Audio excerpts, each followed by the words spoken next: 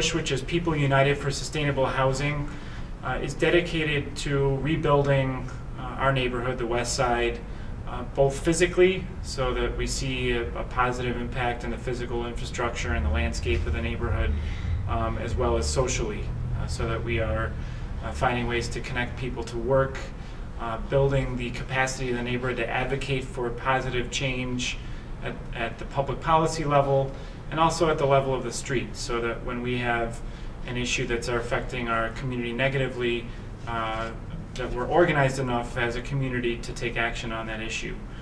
So concretely what that means, the first part of the physical change is that we rehabilitate vacant property in a specific zone of the West Side.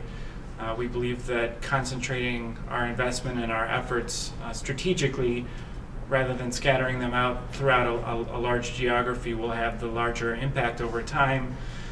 And we also, in addition to that renovation of vacant property, we also work at every level to network our members and our residents together around positive initiatives. So once we've finished renovating our property, our units become part of a growing housing cooperative that's multicultural, that attracts a wide range of tenants, and seeks to use that opportunity to build community spirit through their tenancy. So we have monthly meetings, monthly activities, and then we have a much broader membership throughout the neighborhood of people who aren't directly tenants of ours, but who are willing to stand up and advocate for more resources for the neighborhood, whether it comes to demolishing homes that are in need of demolition, whether it comes to the need for more money to create green jobs and housing in the neighborhood.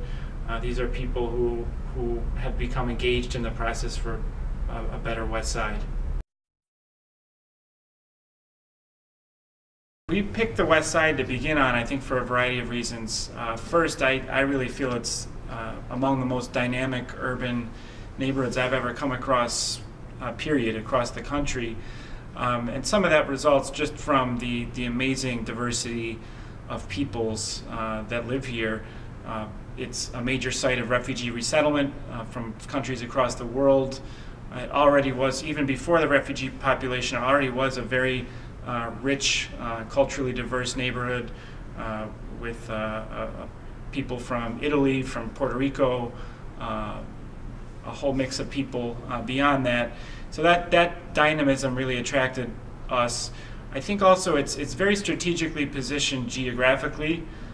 It is a waterfront neighborhood, which we sometimes fail to recognize in Buffalo, but the West Side alone probably has 5 miles of waterfront, some of which isn't very accessible to people, but I think over time it will become more and more accessible. And it also has a really historic housing stock that fits into the original Olmsted Street Plan of Buffalo. It connects to some boulevards like Richmond Avenue and some very prominent features of the Olmsted streetscape.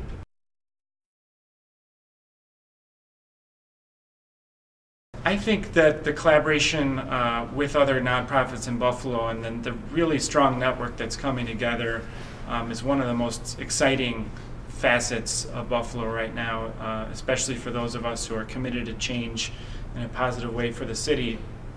The Oishei Foundation, of course, has helped to facilitate that through a program called the Oishei 20, which has introduced me to a pretty broad range of nonprofit leaders, most of whom I really didn't know prior to being part of the program. But there are people, everyone from Julie Barrett O'Neill, who has an office just 3 blocks from here, and who's doing work on watershed restoration, waterway restoration, which is critical to the future of our neighborhood, to people like Anthony Armstrong, who is a very high-level, high-capacity policy analyst who helps to shape our advocacy agenda as well as our development agenda.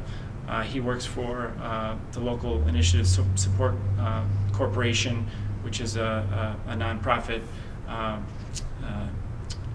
technical advisor and assistance provider.